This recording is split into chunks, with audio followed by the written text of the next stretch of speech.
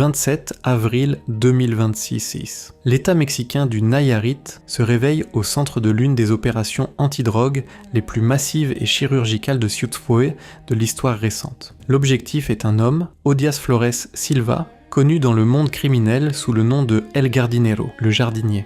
Ce n'est pas une cible ordinaire, les agences de renseignement américaines et mexicaines le considèrent comme le successeur naturel de Nemesio Oseguera Cervantes, alias El Mencho, à la tête du puissant cartel de Jalisco Nouvelle Génération.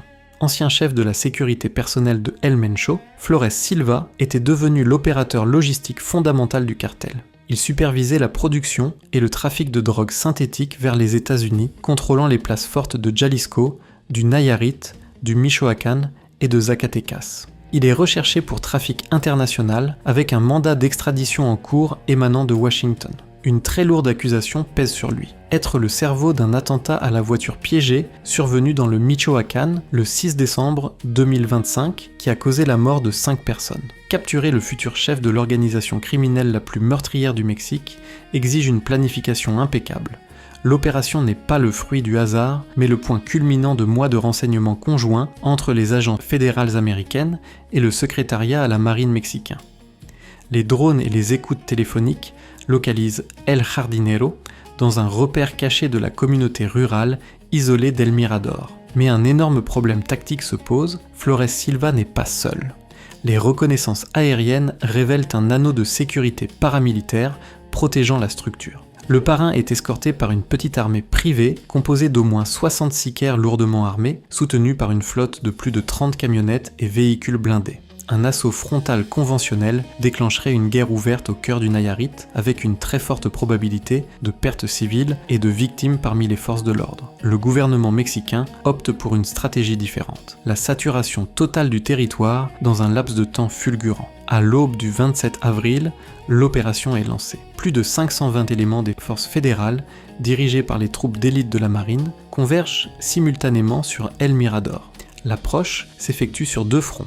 Depuis le ciel, une flotte d'hélicoptères et d'aéronefs à voilure fixe verrouille l'espace aérien, fournissant une couverture et un flux vidéo en temps réel au centre de commandement. Au sol, des centaines de soldats encerclent le périmètre de la cabane. La rapidité d'action est paralysante. Avant que les 60 sicaires de l'escorte ne puissent organiser une défense, saisir leurs fusils ou appeler des renforts, ils se retrouvent complètement encerclés et surpassés en nombre par un contingent fédéral lourdement armé et appuyé par un soutien aérien. Le dispositif de sécurité du cartel s'effondre sur lui-même sans pouvoir réagir.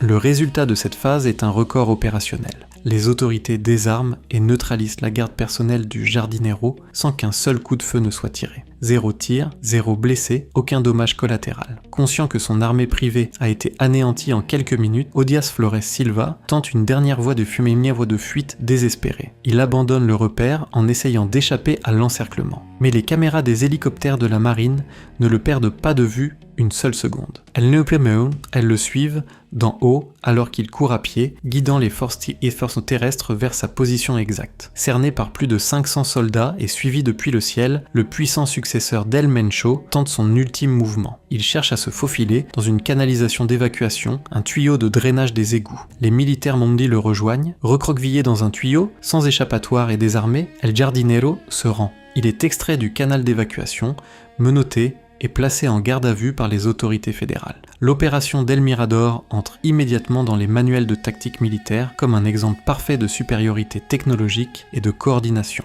Mais le 27 avril 2026 révèle une envergure tactique encore plus large. Tandis que la marine capturait le chef du cartel de Jalisco au Nayarit, des opérations jumelles frappaient d'autres régions du pays. Dans l'état du Tamaulipas, les forces armées arrêtaient El Güero Conta, une offensive fédérale coordonnée qui a décapité plusieurs organisations simultanément. Aujourd'hui, Odias Flores Silva se trouve entre les mains de la justice mexicaine, prêt à faire face à des accusations de meurtre interne et en attendant l'inévitable procédure d'extradition vers les États-Unis. Le cartel de Jalisco a perdu son héritier sans tirer une seule balle, vaincu par une opération militaire propre, silencieuse et inexorable. L'arrestation d'Odias Flores Silva ne peut être analysée comme un événement isolé. Elle marque l'épilogue de la phase de transition déclenchée en février 2026, lorsque le fondateur historique du cartel de Jalisco Nouvelle Génération, Nemesio Oseguera Cervantes, dit El Mencho, a été tué lors d'une opération militaire dans l'état de Jalisco.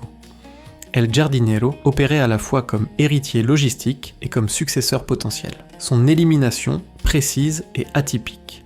Le vide de pouvoir est déjà comblé. Le nouveau sommet du cartel de Jalisco, Nouvelle Génération, s'appelle Juan Carlos Valencia González. Nom de code, L03. Contrairement aux fondateurs historiques nés dans les zones rurales du Mexique, L03 représente une mutation sociologique du narcotrafic. C'est un citoyen américain né à Santa Ana et il incarne la dynastie du cartel de manière totale. Ses origines criminelles sont systémiques. Il est le beau-fils de feu El Mencho. Sa mère est Rosalinda González Valencia, alias la Jefa, considérée comme l'architecte financière du cartel de Jalisco Nouvelle Génération et membre de la très puissante famille Los Queenies.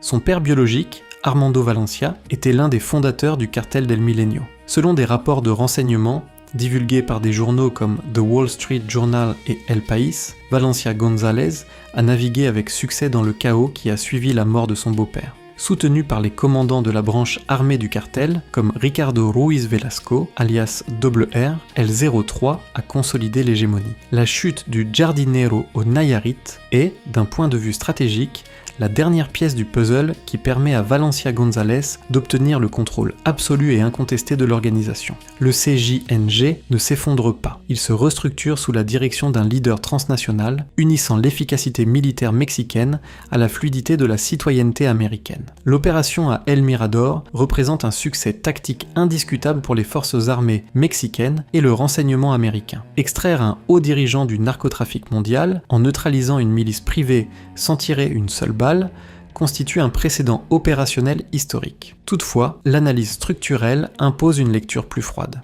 La capture d'Odias Flores Silva ne démantèle pas l'infrastructure complexe du cartel de Jalisco Nouvelle Génération, elle a simplement accéléré sa métamorphose au sommet. En retirant El Jardinero de l'équation, l'État a involontairement facilité la succession sans effusion de sang et la consolidation définitive de Juan Carlos Valencia González. Le cartel le plus meurtrier du Mexique est aujourd'hui sous le contrôle absolu d'un citoyen américain. C'est une mutation génétique du crime organisé qui fusionne désormais la puissance paramilitaire mexicaine avec les ramifications et les protections d'un passeport américain. La guerre pour le contrôle du fentanyl ne s'est pas terminée dans une canalisation au Nayarit. Elle vient de faire peau neuve, entrant dans une phase transnationale encore plus complexe.